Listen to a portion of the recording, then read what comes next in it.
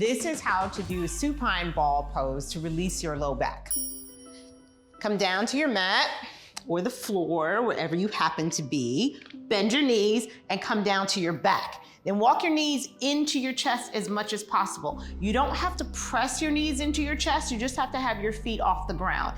It does help if you place your hands on your shins just for some stability. Make sure your shoulders are away from your ears so that you don't feel any tension in your neck or in your upper back. And then pull your knees into your chest as much as is comfortable. If you like, make tiny circles on your low back. Go in one direction, then the other direction. The idea is really to break up scar tissue in your low back and to release any pain and any tension in your lower spine. Go as long as you need. Make those circles for as long as you need to feel good. And then when you're ready, place your hands behind your knees and rock yourself up.